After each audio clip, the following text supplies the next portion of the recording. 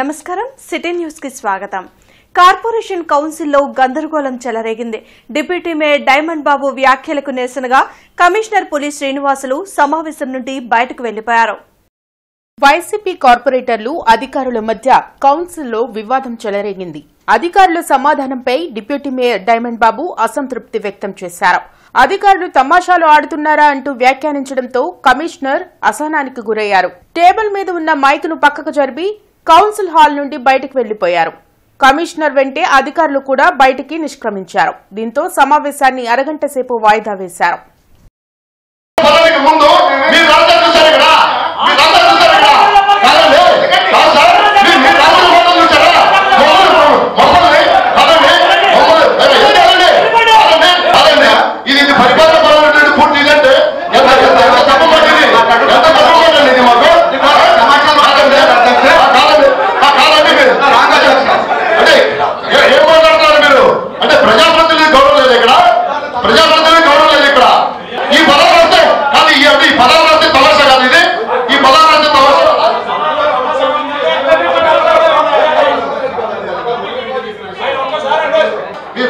తమాషాగా ఉందంటే అది వారి తప్పైందా? దాని మీద చర్చ పెట్టండి.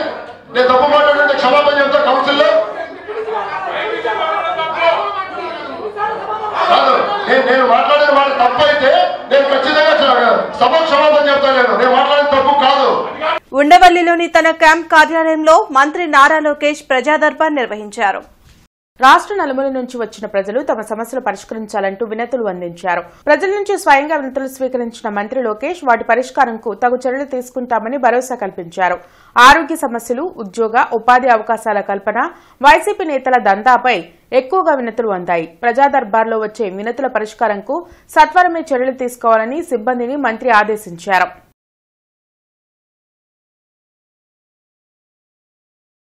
సర్ లూయిస్ బ్రెయిలీ 216వ జయంతి వేడుకలు గుంటూరులో జరిగాయి.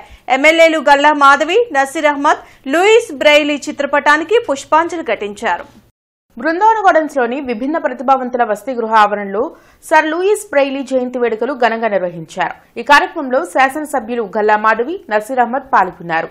అనంతరం వారు మాట్లాడుతూ కళ్లు లేకపోయినా సమాజంలో ఉన్నతంగా బ్రతకాలని లూయిస్ బ్రెయిలీ బ్రెయిలీ లిపి తెచ్చి ఎంతో మందిని విద్యావంతులుగా తీర్చిదిద్దారని కొనియాడారు. కూటమి ప్రభుత్వం దివ్యాంగులకు చేయూత ఇచ్చేందుకు 2000 పింఛన్ను 6000కు పెంచిందని గుర్తు చేశారు.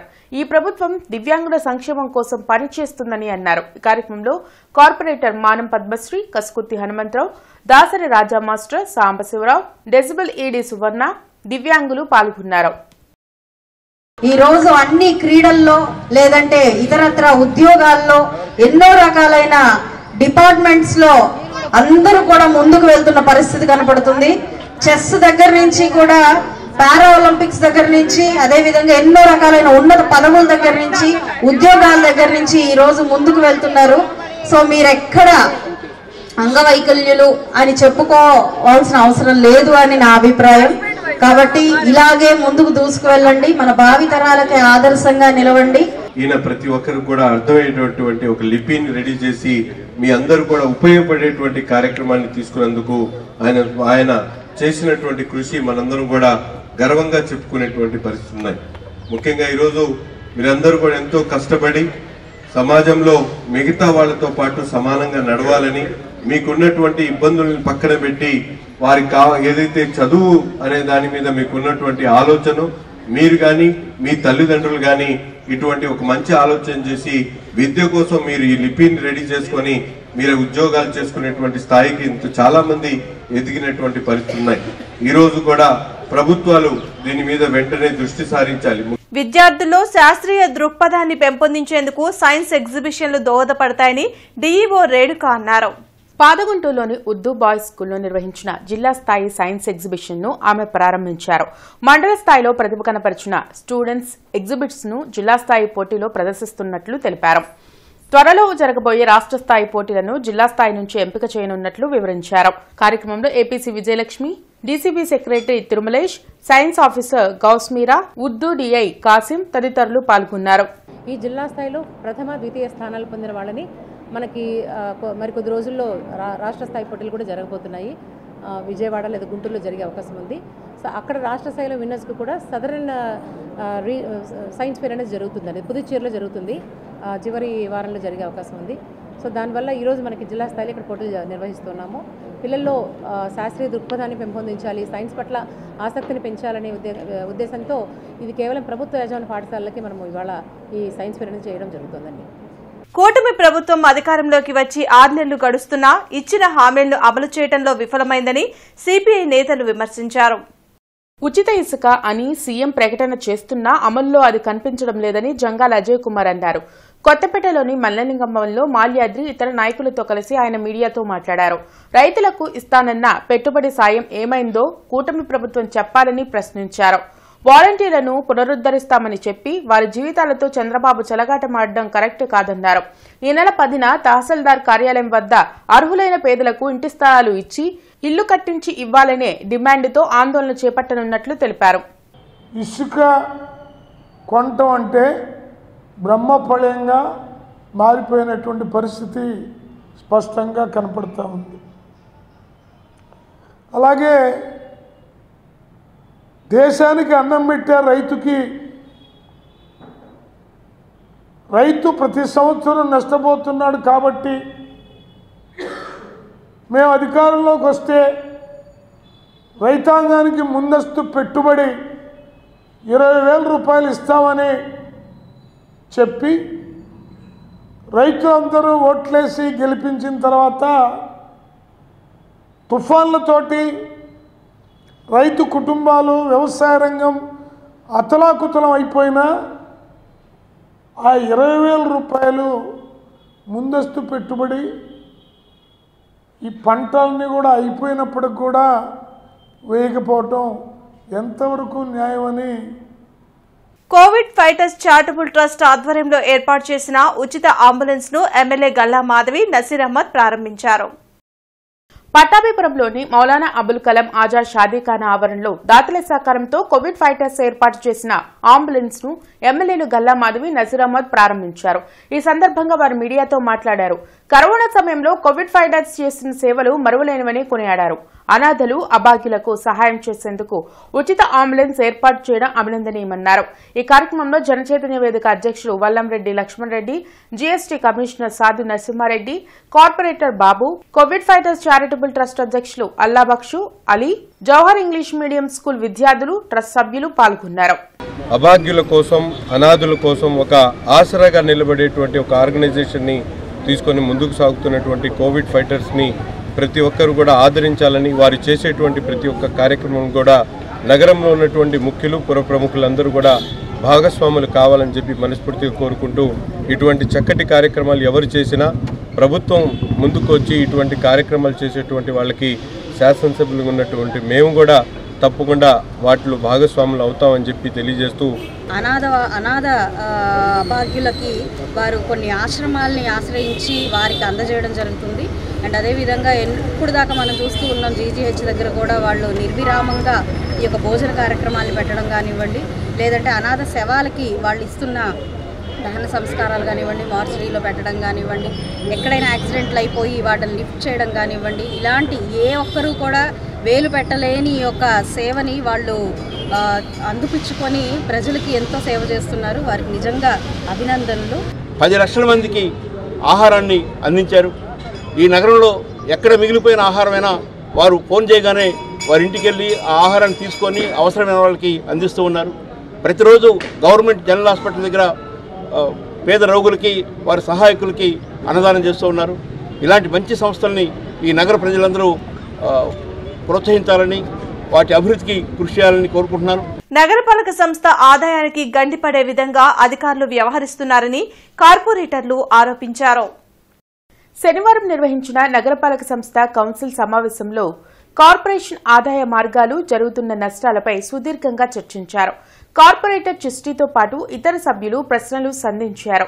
నగరపాలక సంస్థ తరపున నిర్వహిస్తున్న షాపుల లీజులు 25 సంవత్సరాలు దాటినప్పటికీ ఇంకా పాతవారిని కొనసాగిస్తున్నారని చెప్పారు. రెన్యువల్ చేయకపోగా పాతవారే తిష్టవేసి ఉన్న కారణంగా నగరపాలక సంస్థ ఆదాయానికి భారీగా నష్టం జరుగుతుందని తెలిపారు.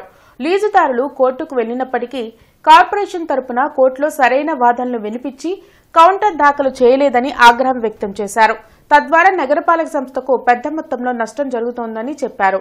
ఇప్పటికైనా పాలకవర్గం స్పందించి నగరపాలక సంస్థకు ఆదాయం సమకూరే విధంగా చర్యలు తీసుకోవాలని సూచించారు. అదేవిధంగా రోడ్ల విస్తరణలో భాగంగా ఇల్లు కోల్పోయిన వారికి బాండ్లు ఇచ్చే విషయంలో అక్రమాలు జరుగుతున్నాయని చెప్పారు. బాధితులకు నష్టం జరిగే విధంగా అధికారులు వ్యవహరిస్తున్నారని సమావేశం దృష్టికి తీసుకువచ్చారు. దీనిపై సమగ్ర విచారణ జరిపి బాధితులకు న్యాయం చేయాలని మరికొందరు కార్పొరేటర్లు డిమాండ్ చేశారు.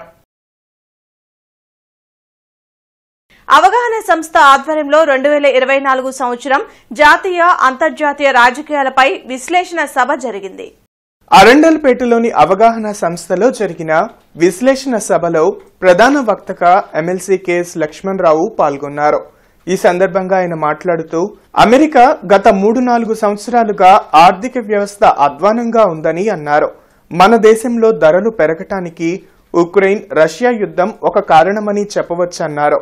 గత ఎన్నికల్లో ప్రజలు ఊహించని విధంగా మోదీ ప్రభుత్వాన్ని 240 సీట్లకే పరిమితం చేశారని వివరించారు.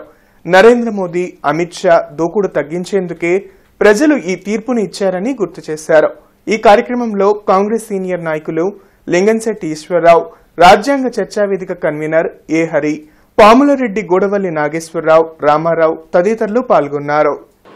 భారతీయ జనతా పార్టీ వాళ్ళని 240 సీట్లకి పరిమితం చేశారు. ఇది ఒక ప్రధానమైన పరిణామం అనుకుంటుంది.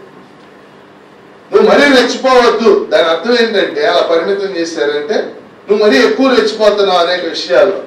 అన్నిటికీ ఒకే ఒకే ఒకే అంటున్నావు, అంటే ఒకే పన్ను, ఒకే ఎన్నికలు, ఇలా ఎక్కువ మాట్లాడుతున్నావు. దయచేసి తగ్గించుకో. అదొక ఇండికేషన్ అన్నమాట. 240 సీట్లకు పరిమితం చేయటం ఒక పెద్ద విశేషమైనటువంటి అంశం. ముఖ్యంగా కొన్ని కీలక రాష్ట్రాలు, ఉత్తరప్రదేశ్ లాంటి రాష్ట్రాలు. కనుక ఈ ఎన్నికల్లో ప్రధానమైనటువంటి అంశం భారతీయ జనతా పార్టీకి సంబంధించి 272 సీట్లు రాకుండా, 272 అంటే మీకు తెలుసు సాధారణ మెజారిటీ అంతా భారతదేశంలో 272 సీట్లు. 272 సీట్లు రాకుండా 240 సీట్లు రావటం ఒక కీలకమైనటువంటి పరిణామం. హిందూ కళాశాలలో ఉమెన్ డెవలప్మెంట్ సెల్ ప్రమదావనం ఆధ్వర్యంలో సావిత్రిబాయి పూలే జయంతోత్సవ అవార్డు వేడుక నిర్వహించారు. ఈ కార్యక్రమాన్ని కళాశాల women development cell Pramadavanam convener English అధ్యాపకురాలు వి బ్యూలారాణి తన స్వాగత ఉపన్యాసంతో ప్రారంభించారు. ఆమె మాట్లాడుతూ సావిత్రిబాయి జీవితంలో ఆమె అనుభవించినటువంటి కష్టాలను సోదాహరణంగా సభకు వివరించారు. ఆ ఇబ్బందులను ఎదుర్కొంటూ ఆమె జీవితంలో ఎలా ఉన్నతంగా నిలిచారో వివరించారు. కళాశాల principal doctor P Mallikarjuna Prasad మాట్లాడుతూ మహిళల విద్యాభ్యాసం ద్వారానే సమాజం మరింత పురోగతిని సాధించగలుగుతుందని, విద్యార్థినులు వచ్చిన అవకాశాలను చక్కగా సద్వినియోగపరుచుకుని జీవితంలో మంచి ఉన్నత స్థానంలో స్థిరపడాలని ఆయన ఆకాంక్షించారు. ఈ కార్యక్రమానికి ముఖ్య అతిథిగా కళాశాల విద్యా commissionerate office academic guidance officer doctor Challa Tulasi హాజరయ్యారు. ఈ సందర్భంగా ఆమె మాట్లాడుతూ విద్యార్థినులు ప్రతికూల పరిస్థితులకు ఎదురు నిలిచి సవాళ్లను ఎదుర్కొంటూ సమాజ పరిస్థితులకు అనుకూలంగా ఎప్పటికప్పుడు మార్పు చెందుతూ సావిత్రిబాయి పులే లాంటి గొప్ప వ్యక్తులను ఆదర్శంగా తీసుకుని జీవితంలో చక్కగా ఎదగాలని అన్నారు.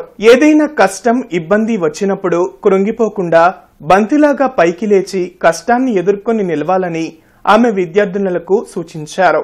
కళాశాల IQ AC coordinator doctor P Venugopal మాట్లాడుతూ రాష్ట్ర కళాశాల విద్యా రంగానికి డాక్టర్ తులసి చేస్తున్న సేవలను వివరించారు.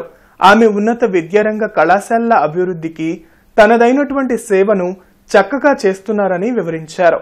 ఈ కార్యక్రమంలో కళాశాల ఉమెన్ డెవలప్మెంట్ సెల్ సభ్యులు, కళాశాల మహిళా అధ్యాపకులు పెద్ద సంఖ్యలో విద్యార్థినులు హాజరయ్యారు.